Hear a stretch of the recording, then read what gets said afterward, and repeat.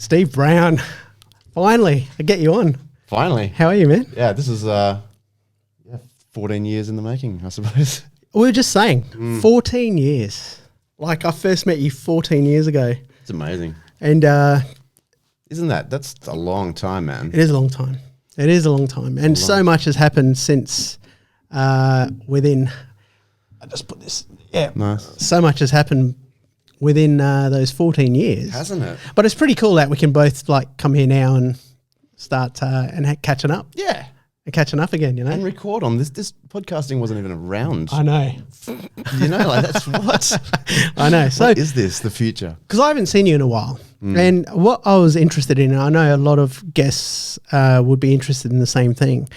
You know, like if my kid ever came to me and said he wants to be an artist, like filmmaking's one thing because you can always go out as a techie and, you know, you can Different roles you do can fit into. different roles, but also painting. Like I always knew you were doing sketching and stuff. But if my kid came to me and said, you know, Dad, I'm going to be a painter one day, that would scare the shit out of me. So Yeah. when you got into the creative industry, do you remember the first artistic thing you ever did? As a child or as a child. adult? As a child. There's one that stands out in my mind as being quite interesting, and that was drawing a picture of Garfield instead of doing a test or something. And supposed to be doing I think it was maybe year 2. Yeah. I was just drawing a picture of Garfield. And instead of telling me off, the teacher grabbed it, got a photocopy and gave it back to everybody on top of their tests as this is Steve's input into the and that's such an interesting thing as a year 1. Wow. Do you know what I mean? Yeah. So even recently I've been looking back at the happy gauntlet that I've run and had a pretty good run at things like that. Because teachers don't do that. No. You know. And you should remember be the working ones on that you test. remember the ones that do. Bro, you know, and it's funny like thinking right back. So that stands out. But my dad was saying like I was pretty much picking up crayons at 3 and 4 and clearly this is on doing this. Oh, really? Not just like having a play. He was like, you're working this out. You had a plan. Had a plan. Didn't know what it looked like yet. Still don't. But yeah, and then he sort of made a art table for me at like 4 or 5. Made one with wheels and a little thing I could put in my, you know. So that's looking back. It's interesting to see the support that I had back then. Yeah. I think that's key. It's imperative. I've spoken to other guys on the podcast and, you know, we often talk about those first influences that make a complete difference that you remember. And I think that support when you're a young kid is the key. If you don't get any support, the fact is you could drop out of it. But, you know, getting back to what I was saying is to see your progression through the years. I mean, I'm quite a proud person seeing that. I've always sort of sent you a few messages. Like now you're quite a famous person. And sure. well, you are. I don't know what that looks like. Well, I'm talking about as in you're recognised for your art. I always say my nephew's bought an art piece off you. Oh yeah, right. That's cool. But So it's so humbling. I think I forget that that's a thing. yeah. You know what I mean? So yeah, and thank you for saying that. Well, one thing I've always, because I was in teaching for a while, is I've always tried to nurture an artist's voice within. So young kids, pretty hard, because I think that voice comes from experience, like as in world experience, life experience. You get your heart broken, you get in trouble, you come out of it, you All good travel. things. Yeah. You know, all the negative stuff that happens in your life feeds into that, which helps you develop a voice 100% in your artwork. And an individual story. And the individual story. That's the important part. And I think I'm always trying to nurture that in students because it's rare to see individual stories, a voice that is quite unique. I think that's probably part of, like, I think it's certainly when you were teaching us, our attraction to the way you were teaching. Really? That came across 100% like what you just said. Because I was still trying to find my own.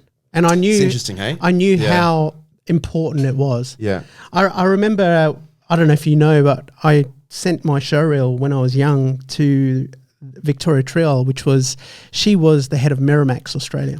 She agreed to look at my showreel. And when That's pretty cool. it was, I say it was my wife, my girlfriend at the time, that sort of set that up. But you know what came back is the comment came back and said, Wayne has a great eye. Wayne has a great eye. He just doesn't have a voice. Wow, cool. That's interesting, hey? And it killed me at the time. Yeah, of course. But it wasn't late until later I realized how important that was. Yeah. And to be told that. Because if you didn't get told that, man, you're going to keep going down that bad path. Yeah. And you're never going to have that voice. Yeah. You know? So from that point, and when I was in Sydney, I thought, what the hell? What the fuck does that mean? Yeah. And then I started to realize, like in Sydney, some of the toughest times in my life happened. And I started to grow as a person. And I started to realize that my storytelling was changing. Sure. And the voice is how I see the world, you know. Yeah. And the reason why I brought this up is that's what I see in your art. Sure. Yeah, because you've been around for a while. Well, I've been around you've for a while, probably but seen that, I know when I see a Steve Browne painting. That's the whole conversation in that alone. But that's huge. It's massive. And You it's don't- a lot of hard work going behind how to do I that understand. as well. I understand. But yeah, no, and I'm proud of that. I think Actually, so. you know, I think so. Yeah, you can look at that and go, that's definitely a Steve Browne. And it's person. also a cool Steve Browne voice. Sure. Yeah. It's loud. Well, it's loud, but Yeah. it's unique. There's a certain type of, there's a tone there, mood, and it represents who you are. And I'm so happy that it's been recognised out there. Yeah, it's picking up speed. How did it all start? The business, The painting. this side of it. Yeah. I mean, I've always drawn.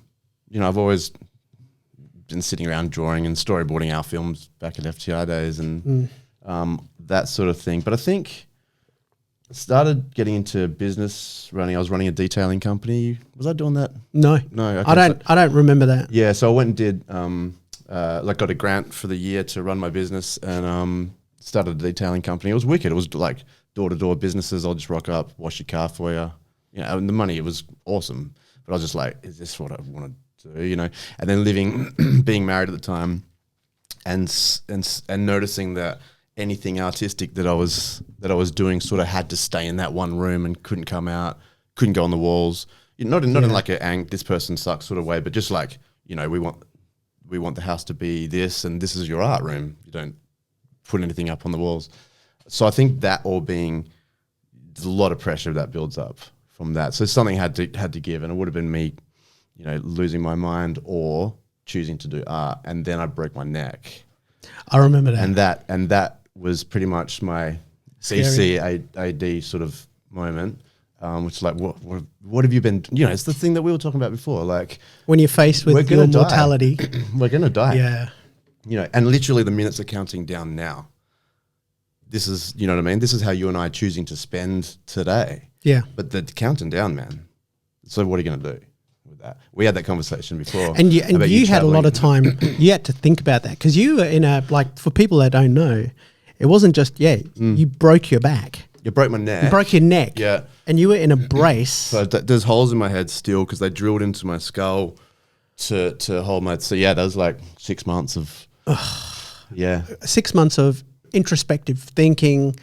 Oh man, about like your life, crazy. What you were going to do. Oh, it's just very, very interesting time. Because I don't know if it is, but I think that was a defining moment because you changed after that. Yeah, I did. Massively. Hey, yeah, I agree completely. And that's one reason By design, by choice. That's one reason why I wanted to talk to you about it. Right. Because it's moments like that that define people and who they are. You could have gone completely the other way. Yes, very much so. But you chose to step up your game. Yeah, look, I can probably put that down to, you know, there's a lot of years that my parents have probably installed that choice into me, so that when it came down to that, that's what I chose. You know, so I can't take the full credit for that. That's my background and my family that have been supportive to go, hey, you know, when hard times come, you just got to step up. But there was obviously hard decisions that are being made at the time. You know, it's a pretty lonely space. Yeah. You know, when you're dude, it's so funny how people Just come. Sorry, over here. You can move it to how you want. Yeah. Is that better? Yeah. I became so much louder. Yeah.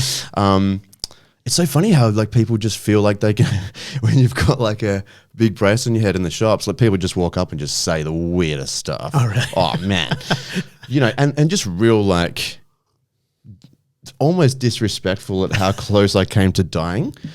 You know, like just and it's so bizarre that everyone has a story about someone they know that had a broken back and this is what happened to them and you're lucky and you're like, I know that. You don't need to approach me in the Tim Tams aisle and tell me how close I was to death. And it was consistent, like all the time. It would have been, I don't want to put a lighter moment on it. Oh, do it. It's great. I love it. It would have been a really shitty thing. How did Steve Browne die? Oh, man. He nosedived into a beanbag on a concrete floor. Bro. And the funny answer to that is like, was he with Clint? Yes. Clint would get the crap for the rest of his life. He'd be like, that's so funny. But you also have 2 kids. And what age were you when you had your first daughter? I think 23. 23. Well, she's 20 this year. So, yeah, definitely 23. I know. Each time I see pictures of her with you, man, because I just still remember her as a little girl. Oh, she's the best.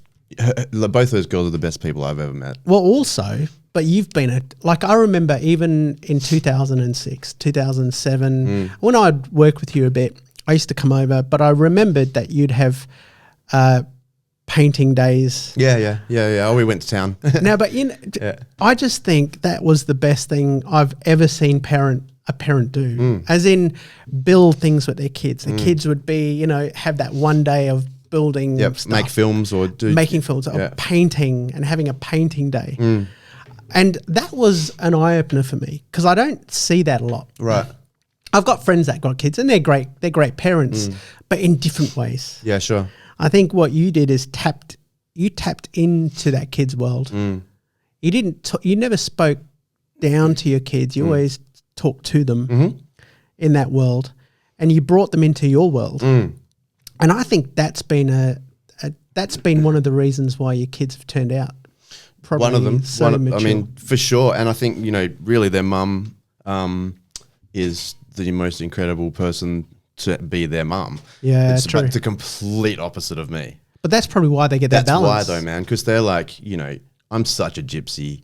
Yeah. Like, we all I live like dollar to dollar.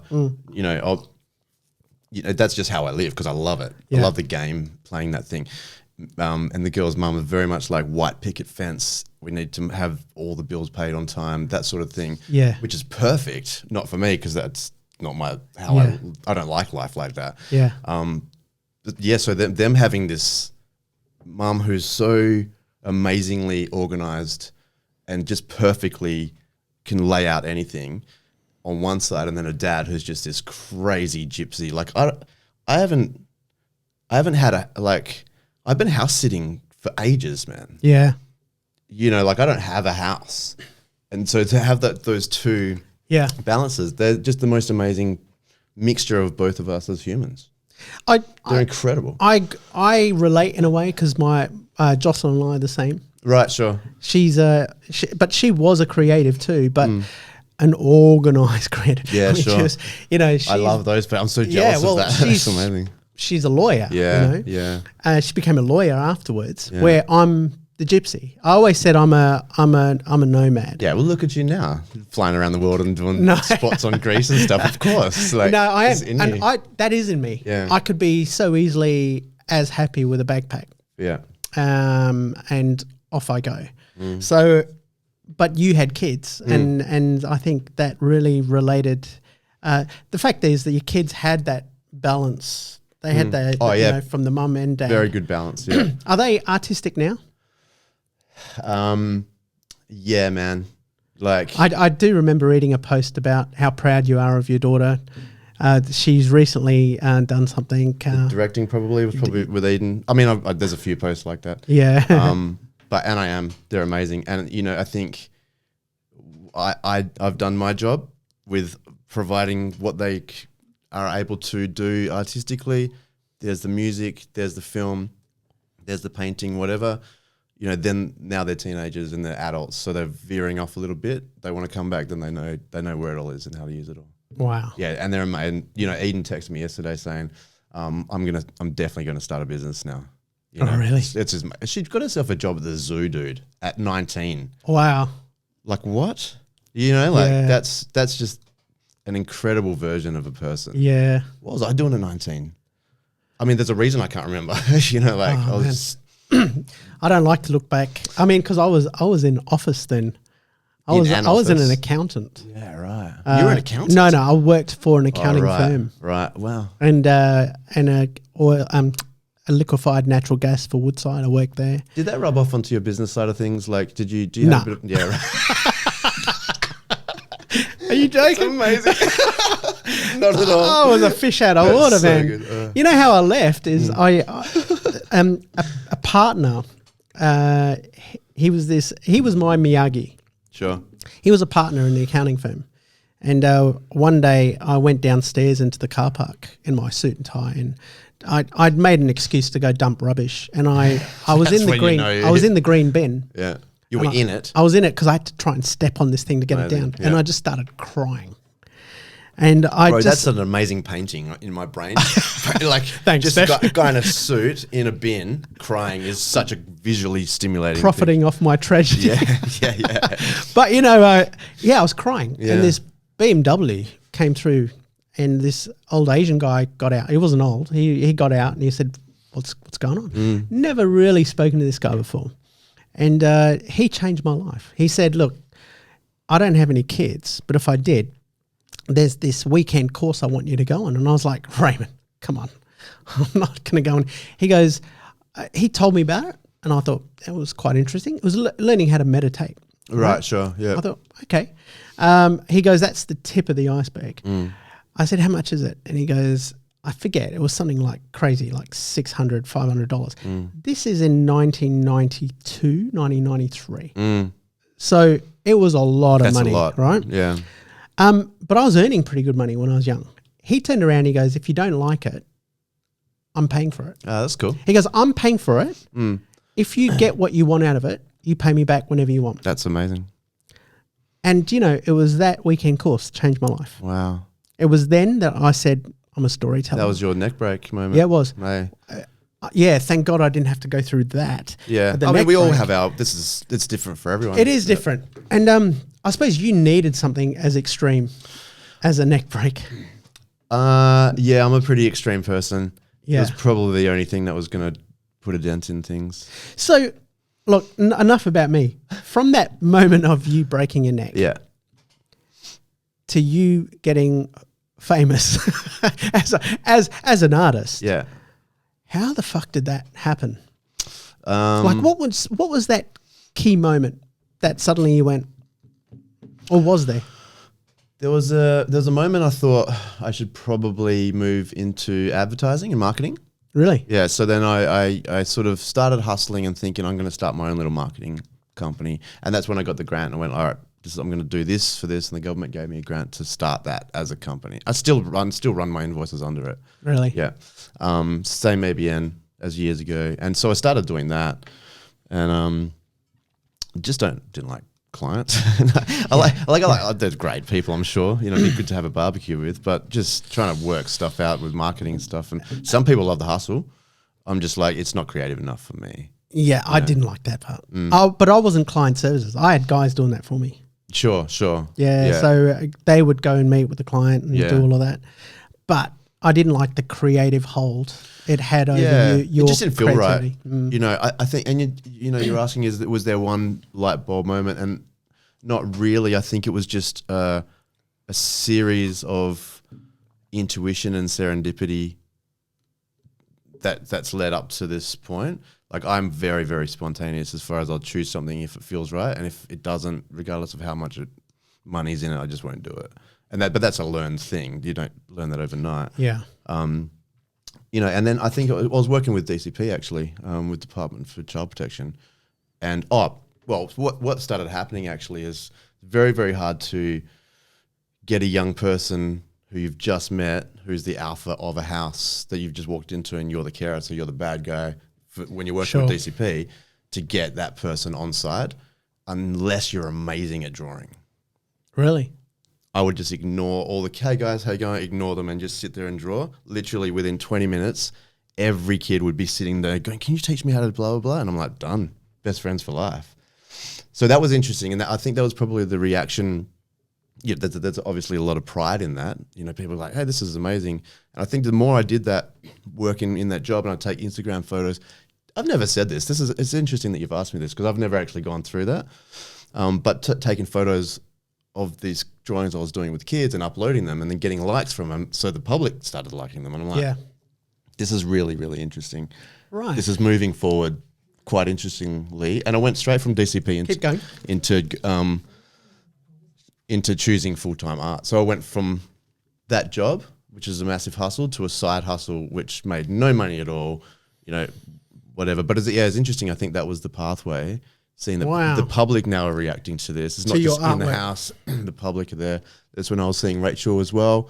And she was, you know, her dreams were to start to curate big galleries and be like so I had that passionate person there going, by the way, you should probably just do art full time, in my ear, like constantly. Yeah. You know, and just that passion that we would feed off each other. That's great. You should definitely be curator. Yeah, you'll put your artwork in the, you know, like acting like teenagers.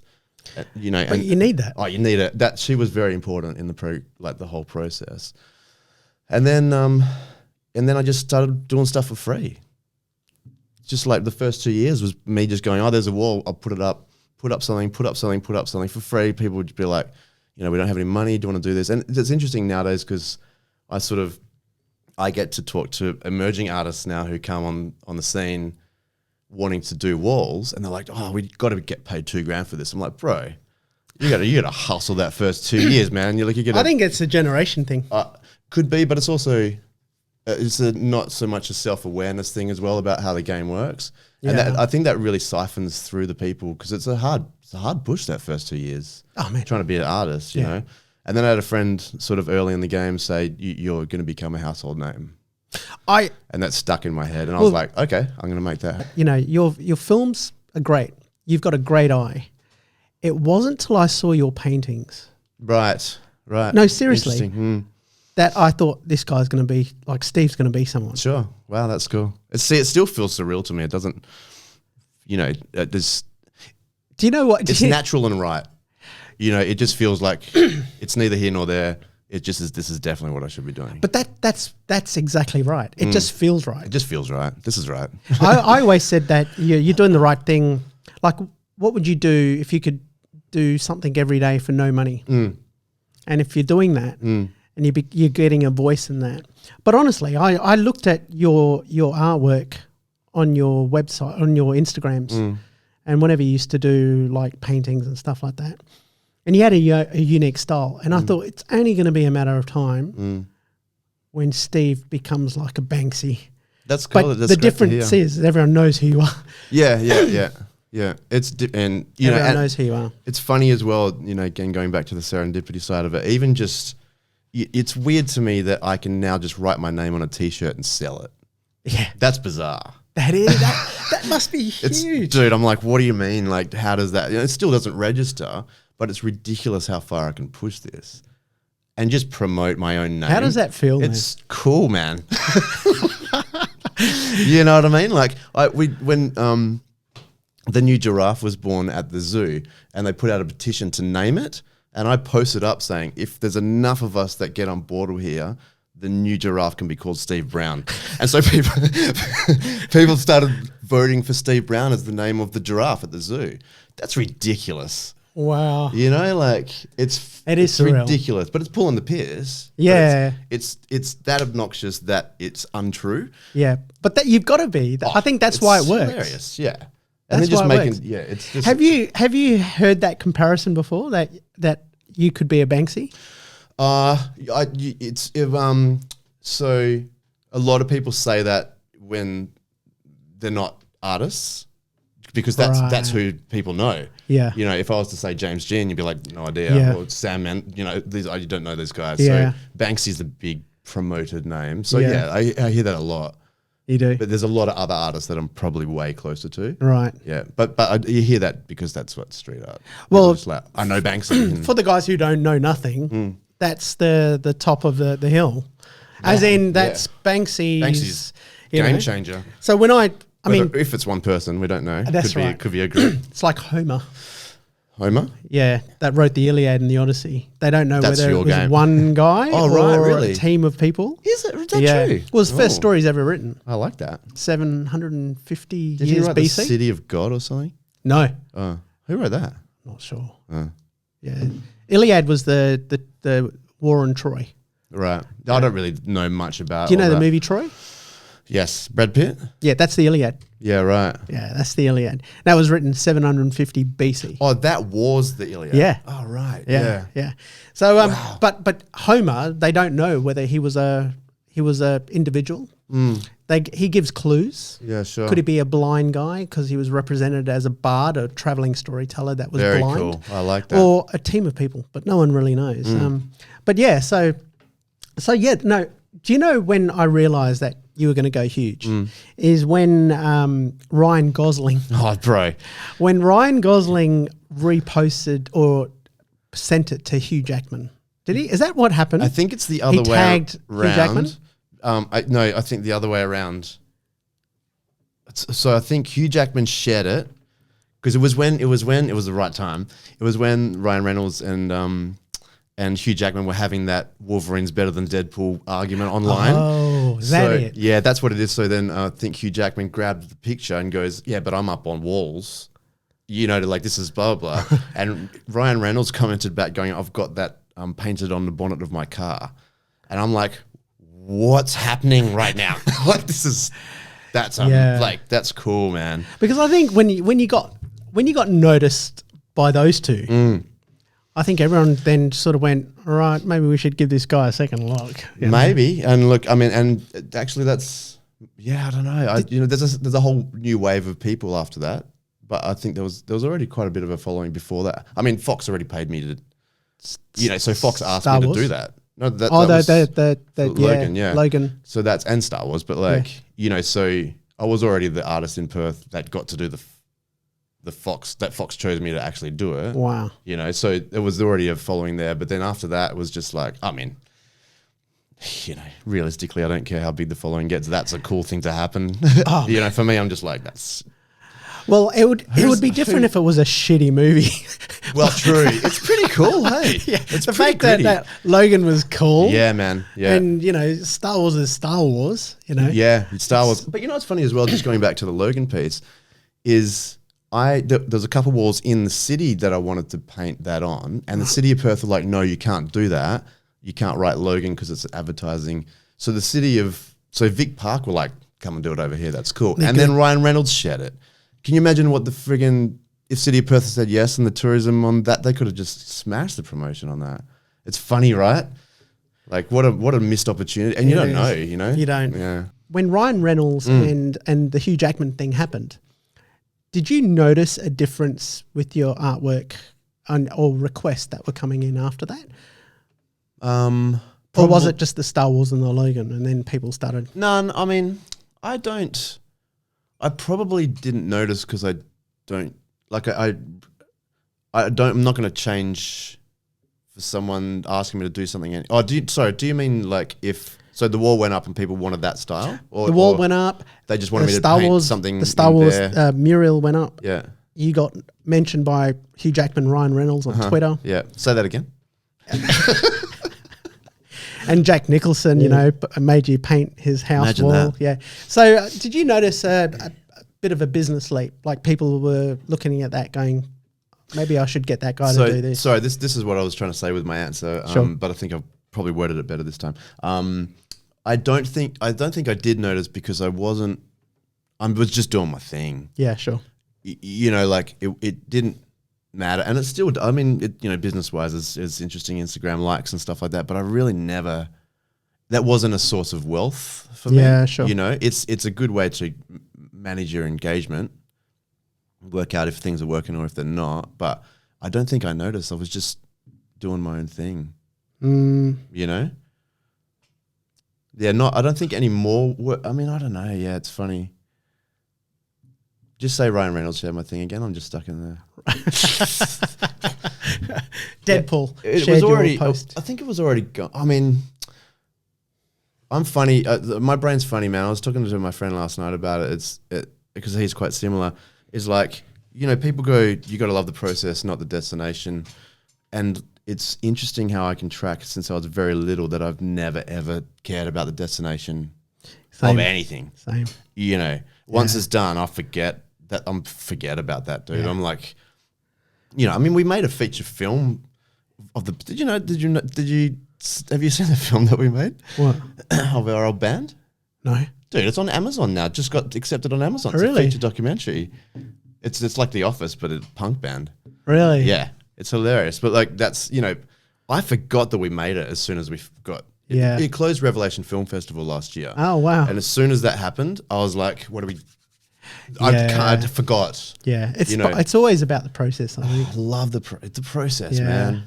And isn't it interesting when you go back to your works and there's certain key moments of things happening when they really should happen in order for you to get to the next level. Yes, serendipities. And you may not see it at the time. They could be real, problems and, that are facing you at that time that you hate.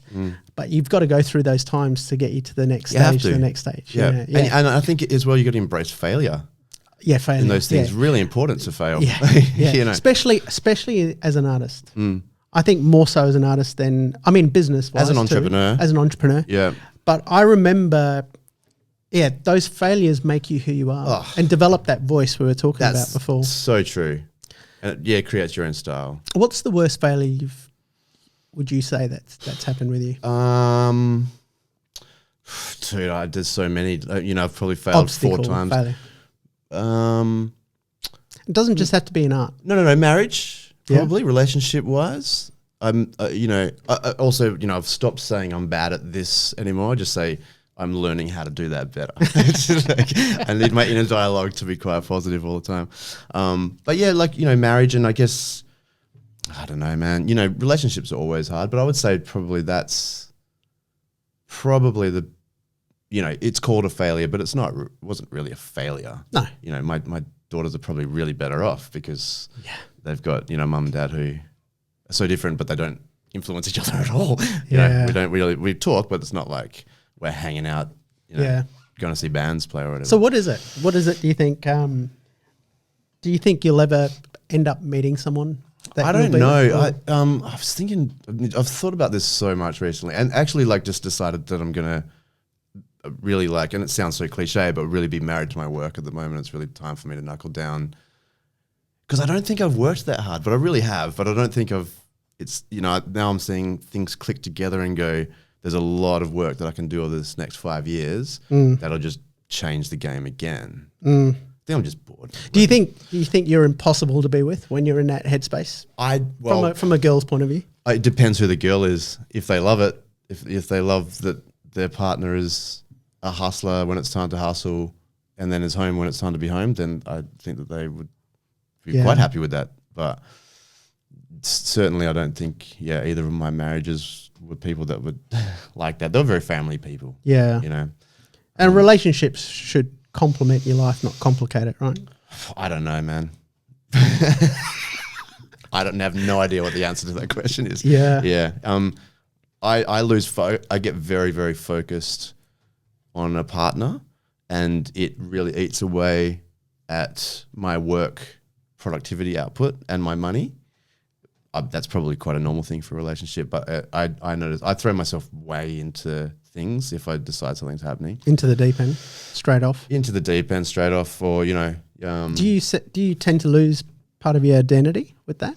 Do you think, or you try and push your identity on? No! I never try to push my identity onto people, but maybe. But you can find a new identity. With someone, right now for me, relationships are not a good idea I just need to focus on my business. So you're single now? Yes. Yeah, I will be for a while until that person comes along. Yeah. And if they don't, they don't. Yeah, and that's right. Like, I'm actually completely okay with that. The independence is good. I think. It's just great. Even when you're married. Like definitely. I've got a lot of independence. Yeah, you always have. That was one of the things. We're very independent people. Yeah. So, but when we're together, it's great. It's better. It's great. But I don't think I could be with someone that needed that attention all the time. I couldn't. Yeah. Because I'm like you, you know, I need that space to sort of really focus in on other stuff. Yeah, definitely. Do you think your, I mean, you'd call them failed, but learning experiences have had an influence in your artwork? Have you ever looked at your artwork and thought, where the fuck is this from in my conscience? No. In my subconscious? No. I always know where it comes from. Oh, do you? Yeah. Do you? Yeah. But probably that's part of... Sorry, okay, let me change that answer. So at the beginning, probably, I had to analyze why this was happening and what this means and what the story is. But now it's so... I can paint something and not even think about what I'm painting and stand back and go, that's because of that. Oh, okay. Yeah, so I've really... So you're more in tuned. Way more in tuned. I think it comes with being post 40 as well. Post 40? Is it, you know, when somebody commissions you or you're going to paint for somebody, do they influence you in a way of what the painting's going to be or who they are? Or do you just get a vibe from them and go, this is how I feel about you? Or what you're thinking? It changes all the time. Because I'm trying to get to your process. Sure. Oh, my process? Yeah. So okay, so two-part question. The first part is that I allow people to give me themes if they want. Okay. And their story or whatever. But what's really interesting, and I learned like pretty early in the game, was that when people came up and they're like, what does this mean? Like, oh, well, this is my story about when, you know, I was 17 and this is my growth spurt and blah, blah, blah. And they're like, oh, that's interesting. Because to me, this is my childhood and that happened to me and blah, blah. And I'm like, their story was always better than mine. And what's interesting with my work, as I've noticed over the years, is I don't even tell people anymore. I say, no, that's for you to work out. What does it mean to you? Sure. And that's how they sell. Because people just walk, like I was, you know, the other day just doing a piece for the gallery show at Corner Gallery last week. I Instagrammed from the easel. It's like a half-done painting and it's sold. Really? Because someone's like, that's my story down on the river, you know, and I was like, dude, what? And it just sold on Instagram in like 10 minutes. It wasn't even finished. Because people now come along and go, that's my story. Everyone can see things in what Sure. And I can't explain that, but that's great though. It's amazing. Yeah, and it sells. And the other interesting thing is, you know, it is funny how much I've learned about my process over the years. Hey, and this is good because it's bringing it out. Is you know, my whole thing since I started, because my artist name's Monsters as Friends, you know, and that the name comes with embracing the things in life that are our demons. You know, the neck break was my best friend. You know, like those things that we are afraid of in our lives, often if you sit there and look at them and deconstruct them, you learn so much more than if you ignore them. Yeah. And so that became a real thing. It's a very Buddhist philosophy. Is it? Embracing those fears. Yeah. Becoming friends with them. Yeah. But that's why it's Monsters as Friends. Right. And then so what happened is people started going, your artwork's really creepy, right? So I was like, what's interesting about that is it's not creepy. It's just that when you were 5, you got told that anything that looks like that is bad. So what happened then, I started labeling the titles of the painting. So you'll have something that people see as creepy, and then I'll label it, you know, she wondered whether Jeff wanted some milk. And then when they look back, there's a whole different experience that they have with that picture and they sell. Right. So I've worked out this triangle thing where someone will go, that's scary, read it, look back and go, whoa, that's a whole different picture now, and then buy it. Right. And that's a pattern. That's a really interesting pattern that's been happening. Does that answer your question? It does. It does. Yeah. It sort of go. So that's where it all came from. Your style, Monsters with Friends, or it evolved into that. It evolved into that. But dealing with fear as well. I just don't think we need half of the, you know, survival brain mechanisms that we still employ. Like the tiger in the leaves theory is done. We don't need that anymore. That's because of how we think. Right. But I also think we don't need, like, it makes sense when we were sort of evolving to be afraid of something that we didn't understand, because that's how we survived. That tiger in the leaves that you've heard that. Yeah. We don't need that. No. That's where racism comes from. Yeah. That's the where like being anti-equality or anything comes from. Yeah. I don't understand that, so I'm afraid. Like, shut up. Yeah. We don't need that anymore. No, we don't. So that's the theme of my artwork. Right. This is not scary. You got to understand that this is not scary. So what is Steve Browne scared of? What's your worst fear? My worst fear. Sorry, I'm stepping on this. That's right. What's my worst fear? At the it changes all the time. Yeah. But my worst fear at the moment is your monster. Your monster that you can't just accept. Not leaving a legacy would be a pretty big fear of mine. Yeah. So obviously I'm racing super hard to do that. Like I'm not messing around. So yeah, making sure, I guess, just leaving my mark a little bit. Just knowing that I existed. Yeah. That's important. So if I don't make my little bit of mark, that's a big fear. Really? Yeah, definitely. Yeah.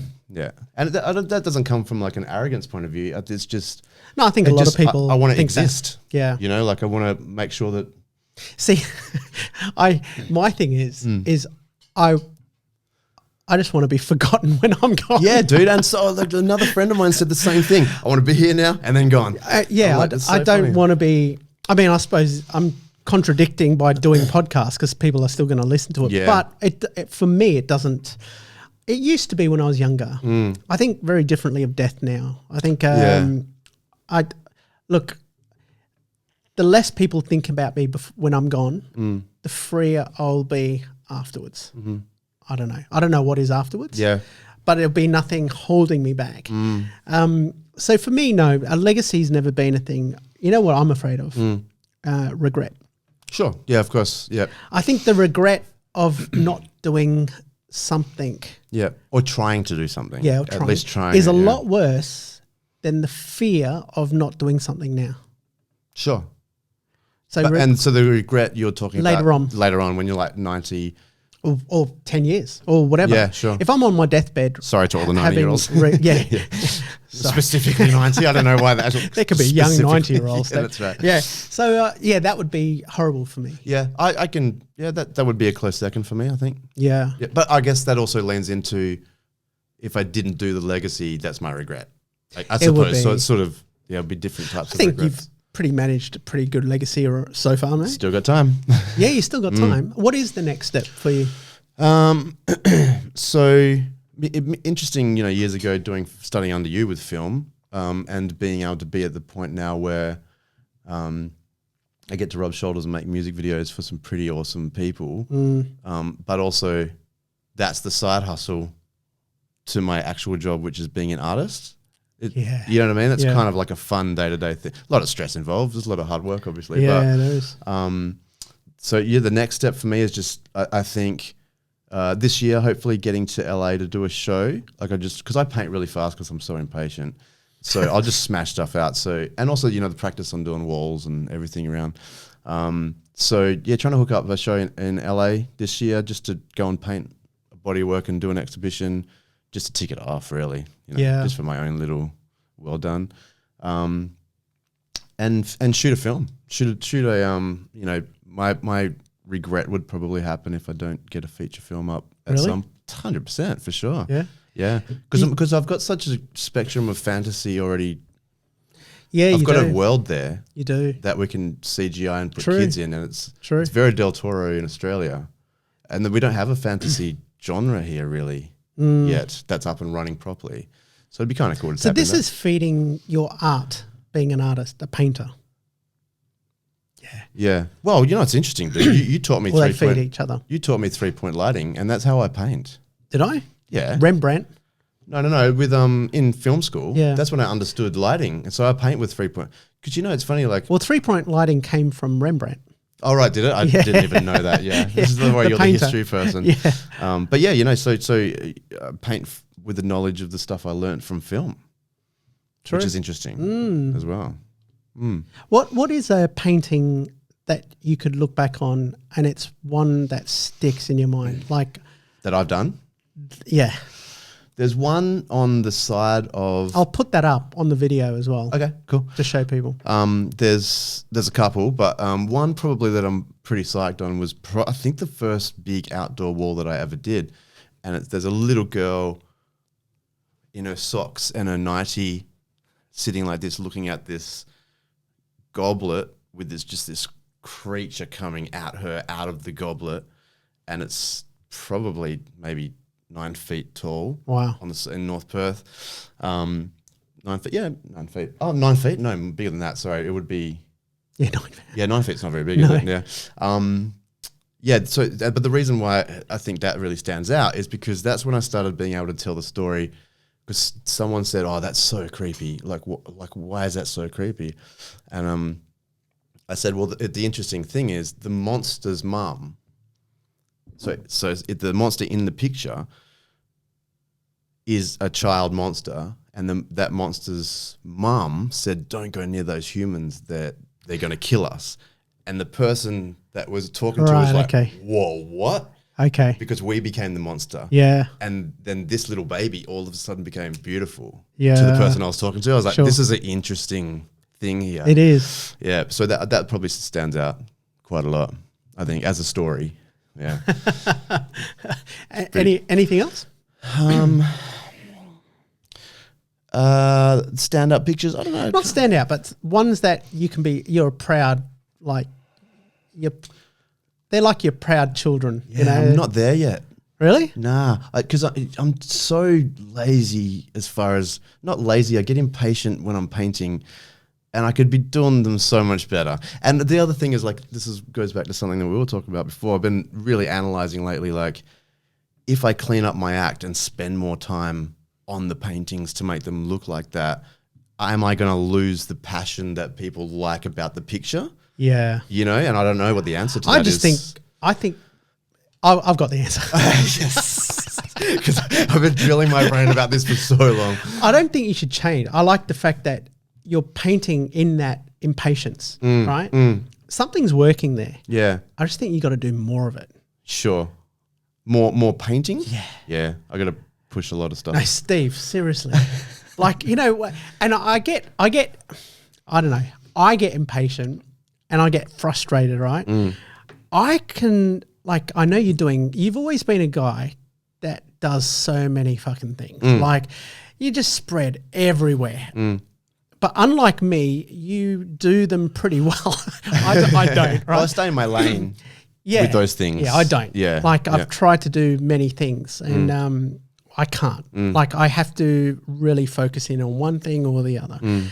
But you could be huge in the painting world. And I don't know, I've always had that feeling. It hasn't been I look at your artwork and I look at you, and it's not about that. I just have that feeling, man, if this is all you did, I mean, you're big now in your painting and you spread yourself out everywhere. Yeah.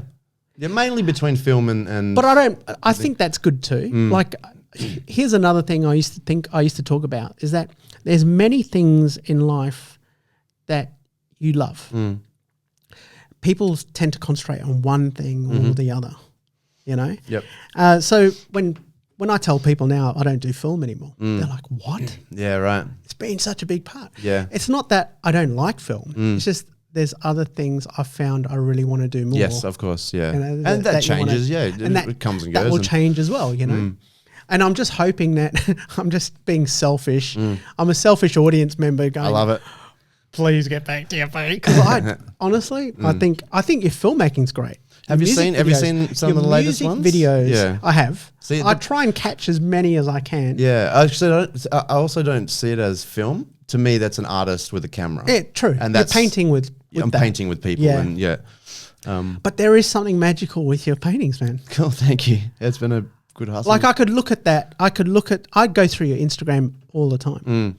And there's paintings that I just go back to and I look at and I look at. And Yeah, more story comes out the more you look at it. more times than I ever see a film. Yeah, sure. Interesting. But I think what it is I'm seeing myself in the painting. Yes, and that's Depending on the I don't day, know where that's I'm come feeling. from. Yeah, that's interesting too. It changes. Yeah. I don't know what. Okay, but why? Because so I'm just following intuition here. I haven't made a choice to make sure that every day you look at the picture I think that's and it why comes it out differently. works. Right. I think if there was a plan, it wouldn't work. Yeah. Because you're thinking too much about the details. Yeah, I agree with that. Yeah. Do you think painting and creating comes from us, or are we tapping into an overall consciousness? I mean, my first answer would be it comes from us. My second answer is I don't know. I'm really like. Do you find you've painted something and you've forgotten the process of painting it? You know, when you drive home one day and then you're at home. You're like, how the fuck did I get here? Did I go through red lights? Yes, whatever. that's heavy. Because my last screenplay, my commissioned screenplay, was about a tattoo artist that used to go into trances, and then she'd wake up and the whole back would be done hours later. Whoa, that's a great idea. But she became famous. You're such a good writer. Like your ideas are pretty good. I think my ideas are better than my writing. But you know, that's also like, and sorry to cut you off, going back to when you were teaching us, it was very interesting to see you break down and open our minds into, have you thought about this? Yeah. It was never do this. It was like, you know, we've got, and I still do it, man. I do it with my students when I'm teaching film. Like, so there's like two 20-year-old hitmen in a cafe going to kill a mob boss or whatever. And we're like, student film writers, everyone's a hitman, and it has to be a twist and it has to be all that thing. And you're like, okay, it's interesting. What if they're both 90-year-old women and they're robbing the place? Play the opposite. Yeah, because someone's son is sick or whatever. And we were just like, whoa. Because now we're seeing 90-year-old women with guns. Yeah. It's like mind-blowing. It changes things. Yeah, and that's what's, I don't know if you do that with yourself, do that switch all the time intuitively and naturally, but you blew our minds with that, man. Well, I did it just to get different perspectives. Do you do that on your, like with that tattoo script and that, do you do it on your own stuff, or are you already living in that space? Yeah, I'm where living it's already in old that. women with guns. That would be where you'd go to. No, I do think about that, but it's to bring life into a character. Yeah, it's like this girl who was a tattoo artist becomes famous because of it. It's called the Jade Effect, and she writes a book. But it's getting back to what I was saying. Where is that coming from? I don't know. I like, look, I'm especially with creative stuff, I think it's probably nature and nurture. Yeah. Rather than we're tapping into something higher than ourselves. Because I certainly don't, that's a cool story, that tattoo one, but it's not a true one. No. And so it's a good idea as a sci-fi or a fantasy film, but there would be people out there definitely be like, this is happening, but I've never seen it. Yeah. So I'm only drawing on my experiences. Yeah. I'm not drawing from a higher power, That you know of. That I know of. That goes back to my thing. I don't know. You go home today and you're like, oh, what the fuck is it? Or I you get can't home feel going, your hand is there anymore? a red light involved? Yeah, I don't know. But there are people who would believe that would be a thing. Was there anyone else in your family that was creative like you? Yeah, my mum. Well, just funny, man. Like everyone, and I never really realized until recently. I've never really seen my dad as creative until recently. But my mum was a drawer when we were young. Oh, okay. She had horses, so we grew up with horses, and she'd draw horses, and so how do you do hind legs, and so that was cool. And then Dad is he's a Microsoft MVP. Like he wrote the Access manual for Microsoft. Really? Like his brain's just like, whoa, this is happening now. And that's how he's seeing drop-down menus and everything. It's crazy. And so, but that's so creative. It is, in a different way. In a different way. Yeah. And I never saw that because we were one of the first Ataris as a proper thing. Like he's a computer writing code for it. So my brother learnt that. And then recently we had a bit of a slideshow where we showed my daughters, we got the slide projector out, and we showed my daughters the trip around America where I was born, my parents were there. So we were watching just the slides showing the kids like, this is like Wow. the Grand Canyon, and here's me as a baby, and blah blah. And it wasn't until I started looking at the composition that my dad was using way back then, Intuitive. on slide, so you don't know. Yeah, true. And the lighting was, I mean, slide, you can pull lighting either way anyway, but like it was perfect. And I was like, whoa, he's creative as hell. It reminds me of my fairy tales Sure. that I was talking about when I was young. And the stories I would make up in my bedroom. Because my sister was 10 years older, so by the time she moved out, I was like an only child, and she got married quite young. Sure. So I had to entertain myself, and I would listen to things like War of the Worlds. Sure. But my parents never censored what I watched. Okay. So I was 11 when I saw The Exorcist for the first time. Wow. That's such a well-shot film. Yeah. I know, at that age. Sound design's incredible. At that age, and a few things stuck in my head, you know, with that film. But seeing Poltergeist and Raiders of the Lost Ark, it changed my life. But there were stories that I'd made up in my bedroom about escapism, you know, finding portals, a UFO, dinosaurs that would come visit me at night, and no one would believe me, and that sort of thing. Sure. I get the same feeling from your paintings. Sure. Yeah. That's why I think I always look at them. And that's why it relates to me. Yeah. And I think it relates to a lot of adults in the same way. I think so. That's definitely seems to be the pattern. Yeah. You know, and I was thinking back to, is there a C.S. Lewis quote that said like a children's book that adults can't enjoy is not a children's book. That's true. That's amazing. It's true. So a lot of my stuff is just based on that. Yeah, because it's interesting, right? Because it's very comic and childlike, and for an adult to buy that and put it on their wall, and it's very interesting. But also, it's subconscious, Yeah, I think. It is, yeah. Because do you think every kid or every adult has had those experiences, depending on the nurture of their parent-child upbringing? Which experiences? Fantasy ones? Yeah. Probably, I would say. I mean, like, where mine being able to take yourself and put yourself into a space where the world around you doesn't exist, but you're creating your own. I grew up in a family where my dad was a pastor of a church. So he... Really? Yeah, do you know that? No. Yeah, right. That's why we were in America. That's where I was born, because I was doing Bible college there. Really? Yeah, so also might be where the... Yeah. You didn't know that, hey? No. Interesting. So when I'd go with my dad to visit families, because he would go and sit with the families for 6 hours and talk to them and just, help out or see, he was a pastor, so that's what he did. Sometimes it was the 80s, so you can leave your kid in the car, it's those sort of days. Yeah, sure. The free days. The free days, yeah. And so I'd pretty sit in the car waiting maybe for 2-3 hours for my dad to finish inside with the family or with the youth or whatever. And so I'd just find receipts on the ground and just a crappy pen and just sit there and draw. Like every single time. And the couple of things that taught me was I'm creating a world here where that 3 hours are just gone in like 2 minutes because of creating, drawing and learning. But then the other thing that it taught me as well is like make art out of what you've got right in front of you. True. That's interesting. Yeah. And it's interesting, when I started doing art back in the day, I just do it on bits of wood that I find or an old record that was $1 at a bob shop. Because that's what I had. Yeah. Can't afford like $150 canvas. Did you hear the story? That reminds me of Picasso. He was in a cafe and he was doodling on like one of the napkins. Yeah. Somebody liked the drawing he was doing. And as Picasso left, the lady stopped him. And he was about to throw it out. And the lady stopped him and said, "Excuse me, can I have what you drew there?" Mm-hmm. And he looks at it and he goes, "Sure." And I forget the number, but he goes, 20 grand. Yeah, I did hear that. Did you hear that? Yeah, it's great. And she goes, "But you were just doodling." And he goes, "It took you no time at all." It took you no time at all. Yeah. And he turned around and he said, "What is it?" It took me... Taken me the last 40 years of my life to do that. Yeah. And it's like he was doing it regardless of where he was. Mm-hmm. He was just creating art while he was thinking and having a coffee. Yeah.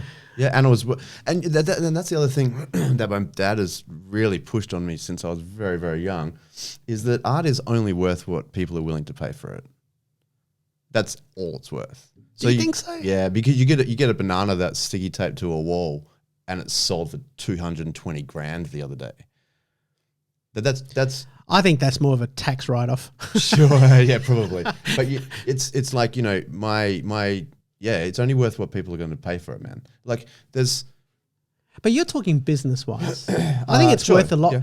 The reason why people on pay a that monetary money, aspect. So yeah. The reason why people pay that to put it on their wall is because it gives them things they can't get today. And with money, and you can't really buy that anyway. No. So it's worth more. It's reminding them of their probably their innocence, their childhood. Yeah, there's a lot. Their time that their father used to tell them night stories before he passed away. Mm-hmm. Yep. It meant a lot in that. And people attach themselves very quickly to that. Yeah. And it's great. I love it. What do you, getting back to what you were saying, you're an agnostic now. Yep. Coming from a father who was a pastor. Yep. How did that go down? Interesting? Not, man, look, there is no one that I would rather be like more than my dad.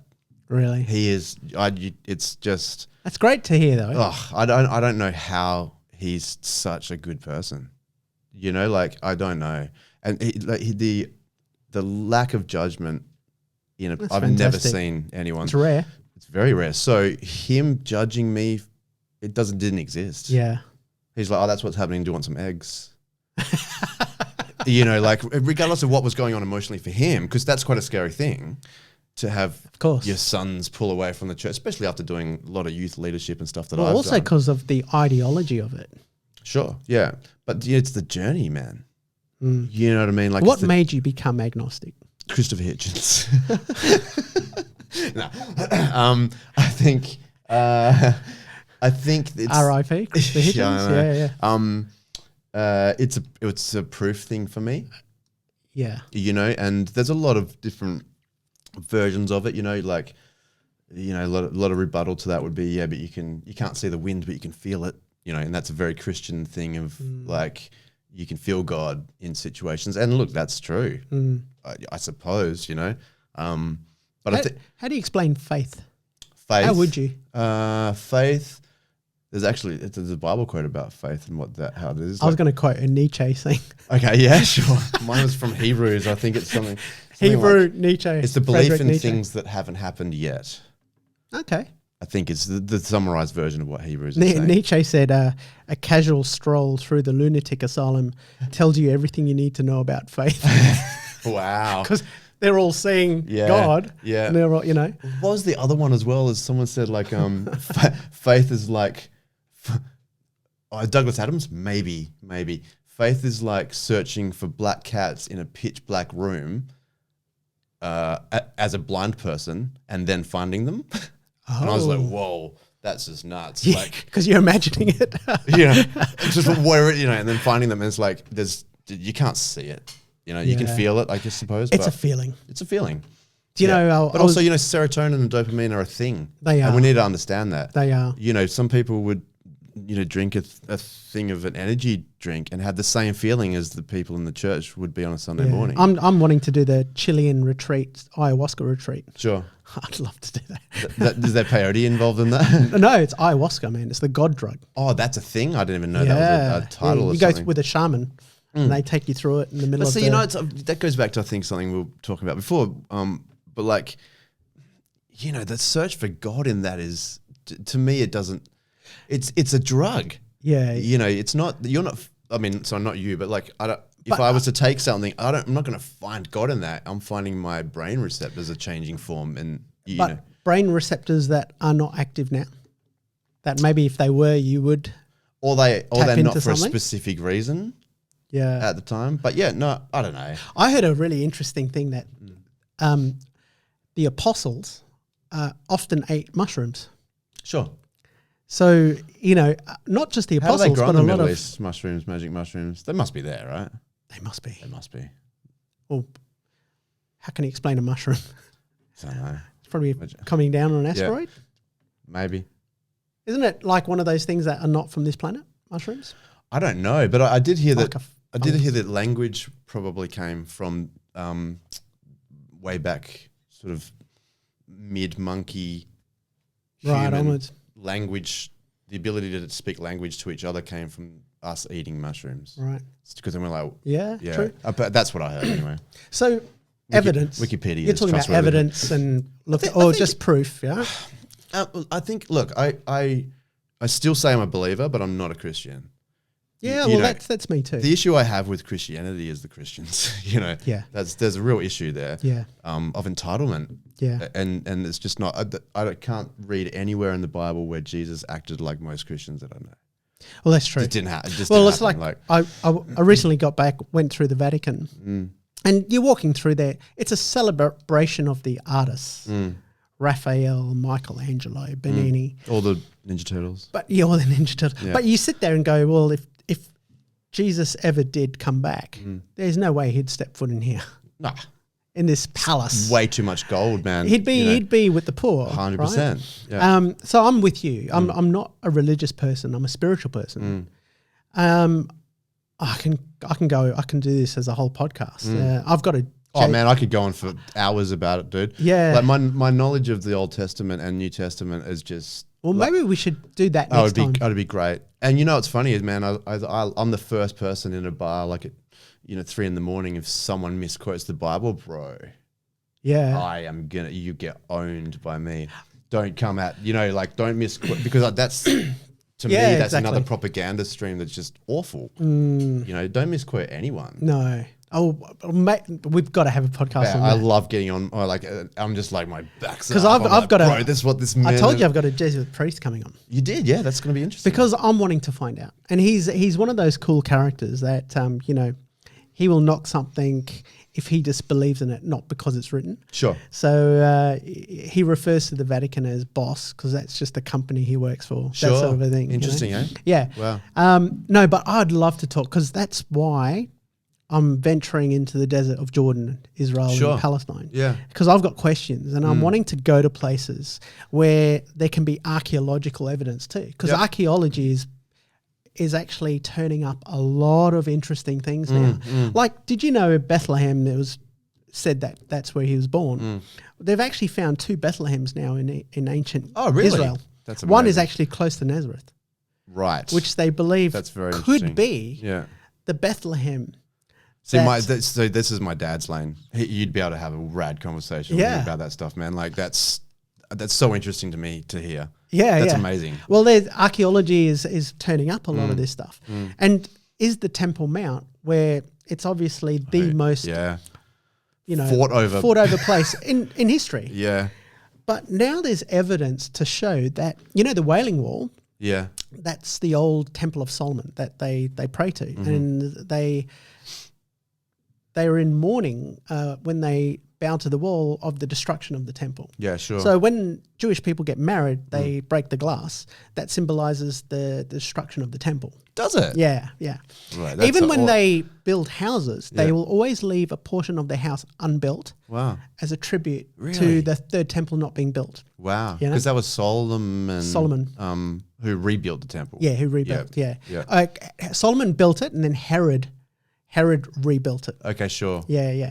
So, but there's evidence coming out now that the actual Temple Mount was a Roman fortress called Fortress Antonia, which is to Mark Antony.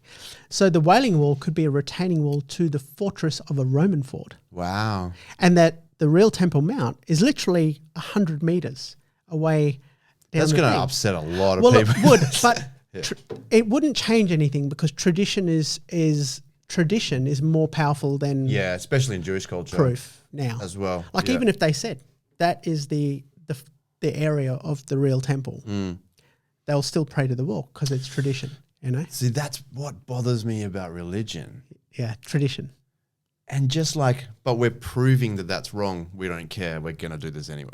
Yeah, that's very interesting to me to get into a mindset where that's the case. Yeah, what kind of idea do you have to have? I know. It's bizarre. It's bizarre, but then you hear of things like the temple at Delphi, the most spiritual place of the ancient world. for thousands of years. It's weird going through there because your hair stands on end. And you don't know why. Is it because it meant so much to a lot of people over thousands of years? That's where the Oracle was, where they'd go ask the question of the Oracle. For the never-ending story. No, I'm joking. All the movies. Yeah. Look, The Matrix, Yeah, the Oracle. The Oracle, right. Yeah. 300, he goes to see the Oracle. Yeah. Everything. It's based off the Temple of Delphi. Yeah. And it's so interesting, hey? weird feeling when you go there because you think this was the place that people used to travel months to get to ask. And it's proof because all the great leaders went there before they conquered countries. It would be a lot easier to prove what they're doing is right to the public if they got the blessing from the Oracle. Interesting. So Alexander the Great, who gave the power Socrates, to the Oracle? Like Apollo, the god Apollo. Right. They said the god Apollo spoke through the Oracle called the Pythia. Yeah. And then they would take that back. Yeah. But going there to see where the Oracle sat. Very interesting. Hey? Oh, man. It's like the story of it's stories, you know? And that's why that happened. That's why I like the Bible. That's why I like even the Quran and reading. It's not so much the spiritual belief of what happened. It's the freaking stories. It's a pretty good story keeping book. Oh man, for sure. You've got Lord of the Rings, you've got Game of Thrones in there. And even if you the love stories. So much. I mean, my dad's this is out of my lane a little bit when I talk about this, but a lot of what happened in the Old Testament didn't happen. And it's so clear. Yeah, it's such a Jewish storytelling thing. But also it came from older stories. So it got passed on. It's Chinese whispers. Well, Noah and the flood came from Greek mythology. Right. Right. I mean, it's the same story. Yeah. This is the zeitgeisty type thing, isn't it? Where the religions have the same. Well, they put it to an Egyptian god. Yeah. And that's been sort of debunked a little bit. But the flood story is in every ancient culture. And a lot earlier. Yeah. So something happened. Well, there was a flood. Something happened. There was a flood. We can see that in rocks, can't you? You can see that there was a flood. So there's a lot of things in the ancient text, the Old Testament, that have come from earlier stories, and that's what I'm wanting to ask the priest. Well, okay, ask him some things about like Jonah being swallowed by the fish on the way to Nineveh. Yeah. Like that didn't happen. It's a story of racism. Yeah, because he didn't want to go. He's like, screw this, and God's like, you should probably be over there. But then stories like Job as well, and because Job is such an interesting story because it just like boils and everything, and sitting in the desert with his mates going, you should probably just give up. Don't be you anymore. And his family hated him. And then there's parts where Satan's talking to God and God's talking to Satan, and I was like, who was writing that down? That didn't happen. Like who, but in the book it's like God and Satan have this conversation, and we're just like, read over. Oh, cool. Let's get back to Job. I'm like, do you know what I mean? Is there a lady in the corner with a guy? God, can you just slow down because I can't. But then, Lucifer was the favorite angel of God. The angel of music. Angel of music and the morning light. He was the most beautiful and the most powerful. So whatever happened there. But the story of the battle in heaven between God and the angels also happened between the Olympians and the Titans. Sure, yeah. Yeah. It also happened between Set. But this is why I think it's just a way of us trying to understand things that we don't know. But when your focus is on that, then we're not trying to prove string theory, which actually could be a thing. See, but I like to like Set battling Horus. It sounds great. No, but I like to believe it. And good. The Olympians and the Titans, there's some weird things that happen, man. Like the Kraken, bro. Well, I'd love to see that. The Kraken is Norse mythology. It's not Greek mythology. Oh, really? No, they should have said Typhon. Typhon is what came out of the water. Right. And it's what Zeus battled for like 10 years before he locked it under there. This is how much I know about mythology. Then I'm like, well, I loved it because that's how it got into the Kraken versus Batman. Because Batman was one of the gods. I love that saying. Release the Kraken. Yeah, and it's wicked. Yeah, I know. So yeah, I went to the birthplace of Perseus. Oh man, you've been everywhere now. It's great. Well, when I was going there, I was sitting there having a coffee. I was on my own, like Jocelyn was back. I'd gotten lost. There's a photo of me taken with a drone in the middle of nowhere, like on this lonely winding road in between trees. Oh, you put that up. I've seen that. Yeah. And I was in the cafe, and this young girl came out to get my my coffee, my order, and there was this old Greek lady, you know, one of the stereotypical dressed in black, face like an old leathers catcher's mitt, Yeah, you know? and having having her eyes as darker as a beetle's back, right? And she's just staring at me. Yeah, and they stare, eh? So and cool. I was talking to the girl and I said, I'm actually here. I'm going to venture out to look for the birthplace of Perseus. And she goes, oh, okay. Is this what? I said, no, I'm just doing it for interest because I love the stories. But the different thing in Greece is that there's places of where those stories are based. Right. So every story, the Minotaur and Theseus comes from the island of Crete underneath Minos, which we went there as well. Yeah, sure. So they're all Greek Orthodox now. Yeah. Which is Christian, right? And as she was going back in to tell the barista, the old lady stopped her and said, oh, spoken Greece. And then as she was coming out, she said to me, she goes, I said, oh, is your grandmother unhappy I'm here? Or she goes, no, my grandmother asked me what you were here and where you were from. And I told her that you were here to look up the story of Perseus and go there. And I said, oh. And I said, and she turned around and she said to the daughter, warn this young man that when he ventures out, don't forget there's Pan and the nymphs are still out there. Wow. Seriously. And that's coming from a Greek Orthodox. Wow. So they still revere the old religion. Yeah. Even though they're Greek Orthodox, there's still a lot of respect. For sure. For the old. The I found that stories. was so when I was out there on my own. Yeah. Yeah. That's why you got a drone, so you can just get a massive wide of scene. I actually posted a photo of me there just going, I was just told, I swear I'm hearing nymphs laughing. Yeah, sure. And I'm just like, oh, but it was so fascinating to hear because these people. But that's like indigenous culture out on country, dude. Exactly, like the little prankster dudes that live in the shadows on the rocks. Yeah. Like that stuff's amazing. Exactly that. Yeah, and they believe it. Of course they do. You know, if you break your arm on a rock, it was one of those little guys that did it. Yeah, you know, yeah, it's very interesting. And I've seen the rocks too. Yeah, like some of their great. mythologies in the landscapes. But exactly that. So, what do you think, Steve? What happens after dying? Yeah, are you going to be like the Robin Williams film? When your whole heaven is like paint. Look, I don't. What dreams may come? Have you seen it? I think I have. Yeah, it's fascinating. Yeah. There's a lot of visual stuff. Is that Michel Gondry? A lot of people connect. Yeah, I think so. It is. Yeah. A lot of people connect that to being. You know, it's what you make of it, sort of a thing. Sure. So you just go to your happy place. Or do you believe we become a blade of grass and you'd be happy with that? I mean, I'm happy with not even thinking about it. You know, like I think when I went agnostic, you know, I was looking up and talking to different people who had made that choice, and the Pascal's wager came out in my brain. I'm like, that's where I am. Okay.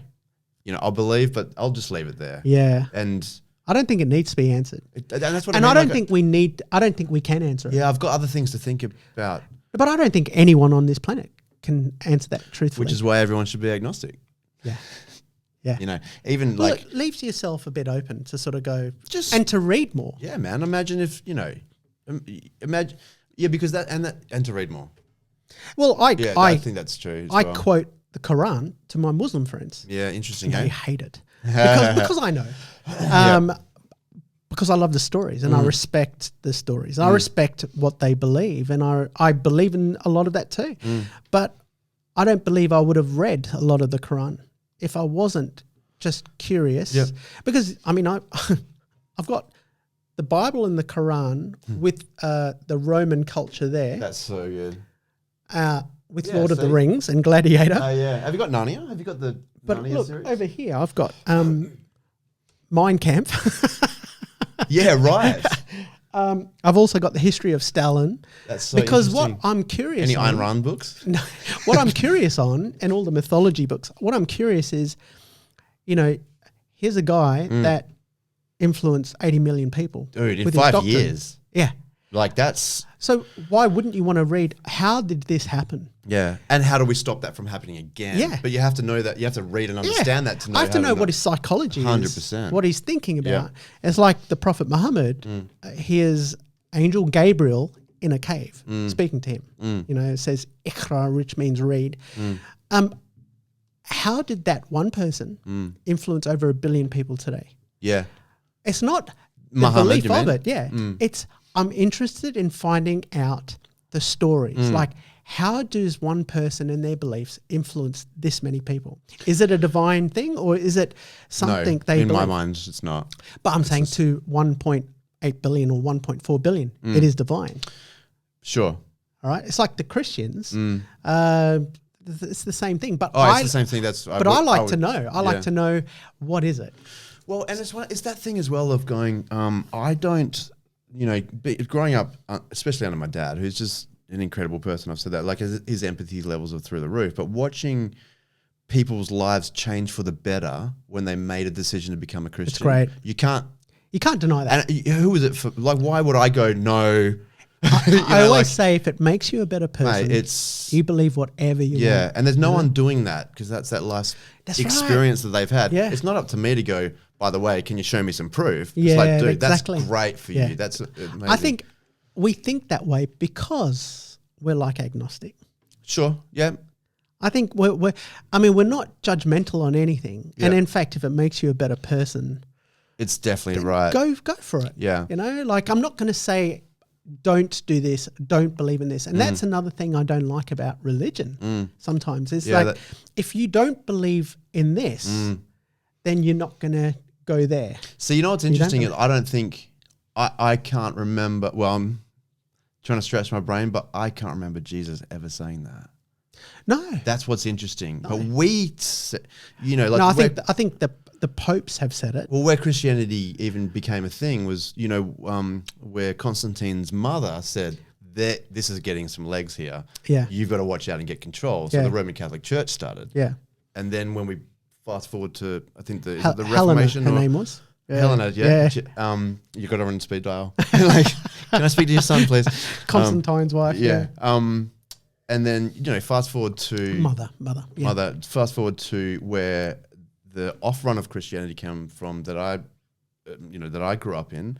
That Martin Luther with the written brick door, nailing the new rules. I've spoken about that on a podcast. Have you? Yeah. Very, very interesting story. Yeah. And by the way, we think you should be allowed to read. Yeah. And this is what the Bible That's says. Right. That's because right. the Catholics were making sure people didn't read. That's right. And then saying, all the in Bible, Latin. you definitely need to pay us for your sins because we're hearing from God. Yeah. It's ridiculous. I know. But people believed it. So this version is actually like, I don't know where I'm going with all that, but that's but it is interesting. very, very I just read interesting. the book of Enoch. Oh, did you? Oh, man. Sure. That's interesting. So That was way before the Bible. Yeah, well, I'm not sure. I don't know when it was from, but it's interesting. It's funny hearing the ancient alien theorists talk about how Enoch was the first ever abductee. Yeah, right. Because Wow. he came back years and years later. People didn't know where he went, and he was the same age. Really? So, yeah. It was Wow, weird. it's like And man, that Philadelphia book experiment. that book was fascinating. Well, even Ezekiel with the, Ezekiel, because Elijah got taken up. yeah.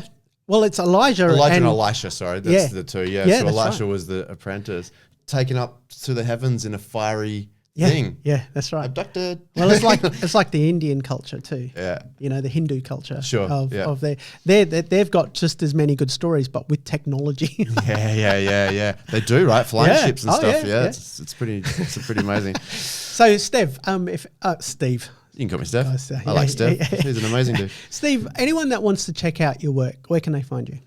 Instagram is probably my business card, so that's probably a pretty good representation of my work. Do you have Children and Monsters, Monsters and Children? Monsters as Friends. Monsters as Friends. Yeah. Do you have a page for that, or is it just that's your the Instagram? Oh, is it? Yeah, there is a SteveBrowneArt.com website, but it's pretty rubbish at the moment. So we're Monsters as Friends. Monsters as Friends at Steve Browne on Instagram or Facebook, and you can have a look at all the different things. And my Guess Who game for my daughters for Christmas. Did you see that? Yeah. That's awesome. That's funny, hey. Well, maybe I'll get Eden on here one day and that'd be a mate. Get both of them on. get both. Bro. Yeah. It'll be surreal for me. Yeah, see that. because you directed them in I know. cardboard. I know. Well, man, it's been a pleasure having you here. And Absolutely thank you so loved it, much man. for Thank giving you. your time, and I wish you all the best. And I've got huge things I see for you. I really do. Thank you. I'm really proud. Thank you. Thanks, brother. Thanks, man. Love. It's great to see you.